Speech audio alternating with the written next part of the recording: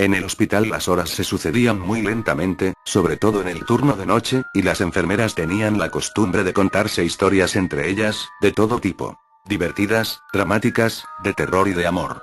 Pero eran las historias de terror las que preferían las novatas. Una vez, una de las enfermeras más viejas, Mercedes, durante una noche contó lo siguiente. Hace mucho tiempo, en la década de los 70, tuvimos como paciente a un anciano de unos 80 años, el señor Moore, que llegó al hospital con un cuadro agudo de peritonitis.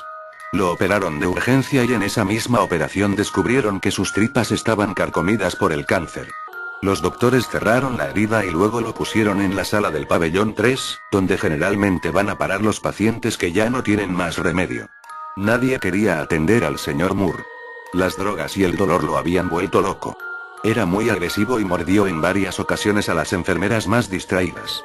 Lo ataron a la cama, pero aún así trataba de mordernos si nos acercábamos demasiado. Sus dientes castañeaban en el aire y aún recuerdo ese ruido escalofriante que hacían al chocar entre sí. Tic tic tic tic. Una noche, escuché el timbre de uno de los pacientes y al ver el tablero me di cuenta que se trataba de la habitación de Moore. Como yo era la más nueva generalmente me mandaban a mí, por lo que no tuve más remedio que ir a ver qué pasaba. Pero cuando llegué a la habitación me encontré con una sorpresa. La cama de Moore estaba vacía, y había sangre en el centro de las sábanas. Mucha sangre. El paciente que compartía la habitación con él era quien había apretado el timbre, para alertarnos. Salí de la habitación para buscarlo, y de repente me sentí embargada por un terror inexplicable, que me sacudió de pies a cabeza.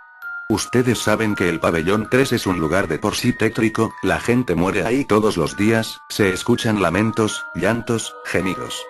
Los pasillos siempre están mal iluminados y huelen muy mal, aunque una termina por acostumbrarse. Miré hacia abajo y vi que un rastro de sangre se dirigía hacia los ascensores. Seguí el rastro con la mirada y al llegar al extremo del pasillo, donde hay una curva, vi que algo se arrastraba sobre el suelo. Parecía una serpiente, al principio pensé que era una serpiente, pero luego, con horror, me di cuenta que se trataban de las tripas del señor Moore.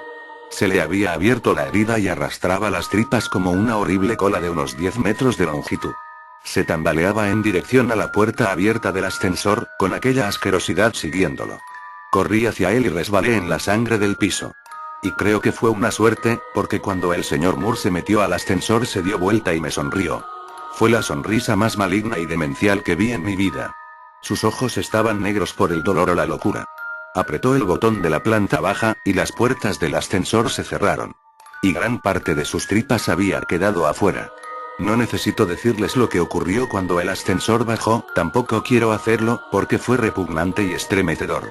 Incluso los médicos más experimentados vomitaban al ver el interior del ascensor. Pero el horror no terminó allí. Al cabo de una semana de haber muerto el señor Moore, una enfermera dijo haber visto a un anciano caminando por el pasillo del pabellón 3, con las tripas siguiéndolo como un rabo. La enfermera renunció algunos días después, y el mito del fantasma del señor Moore quedó, aunque nadie volvió a verlo. Apenas la enfermera Mercedes terminó de contar esto, una de las novatas señaló con cara de espanto hacia el pasillo. Allí, a través de la puerta entreabierta, podía verse un intestino largo y ensangrentado, que con lentitud de gusano se arrastraba sobre el suelo en dirección a los ascensores.